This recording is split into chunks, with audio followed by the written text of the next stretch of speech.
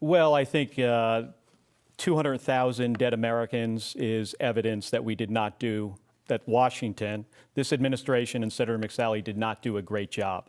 We have 4% of the world's population. We have 21% of the deaths from COVID-19. If you go back to February, the administration knew that this virus was deadly and it was airborne.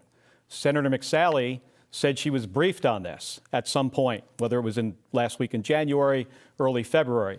Senator McSally told people to go on spring break.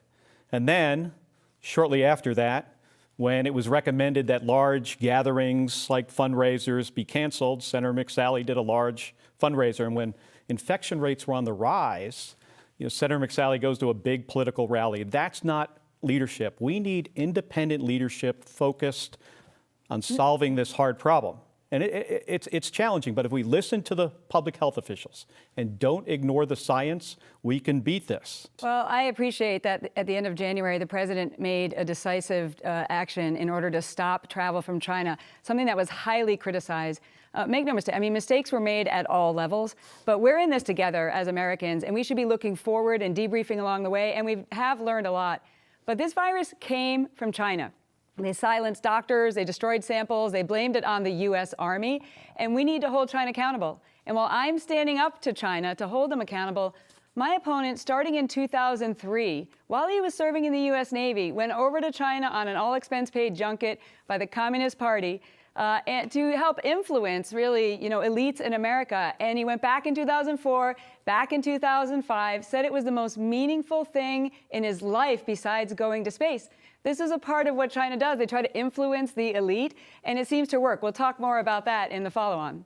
Senator McSally, at what point were you briefed on this virus? When was the first time you were briefed on it, and what did you do with that information? Well, the task force was created, and we've had multiple briefings, as everybody has throughout it. And I'll tell you, Dr. Fauci and others, they were sharing information. Still, we didn't know because China covered this up. It's a new virus, the novel virus. And so their advice at the time was the risk is low. And we learned a lot. Remember, at the same time frame, Nancy Pelosi was telling people to go celebrate the Chinese New Year in Chinatown, and Bernie Sanders and Joe Biden were having rallies. So really, I think for the scientists, it was around mid-March that they were realizing the impact when the stay-at-home orders started. But President Trump took action in January, and that was highly criticized. Mark, do you agree with the president's decision to ban travel from China? Yes, but Senator, you would understand this as a pilot. You guys did step one of the emergency procedure, and then you didn't do anything else. And that is a colossal failure. When the president thanked China on behalf of the American people in January, Senator McSally stood up and did nothing. We have 4% of the world's population. We have 21% the deaths from COVID-19, and it's because this administration didn't handle this as a public health issue. They dismissed the scientists.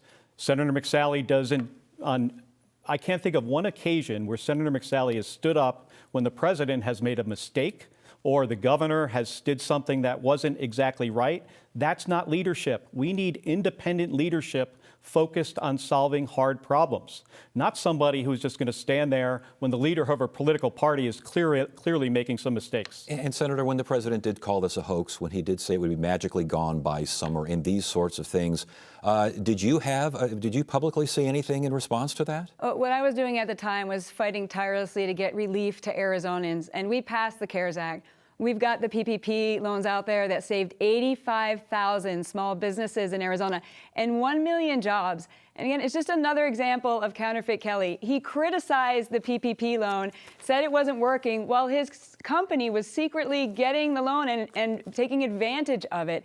And we passed that relief to stimulus checks and families who were struggling, families in my community, and investing in the treatments and the testing and the cures.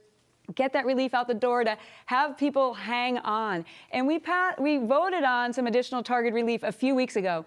Support to schools, to be able to get kids back to school safely, more support to small businesses. And unfortunately, my opponent says he would have blocked that relief. What was wrong with that bill, Mark, that you wouldn't support this targeted relief to help Arizonans? That piece of legislation was even the president commented that it was too stingy. And now we're in a situation where Mitch McConnell sent everybody home. 4 separate vacations since we wound up in this situation without further relief. We have 420,000 Arizonans who have lost their jobs through no fault of their own and now unemployed, and they're trying to get by on $240 of unemployment insurance a week. And Senator McSally went on vacation. That's not leadership. We need independent leadership putting Arizona first, not more of the same from Washington, D.C.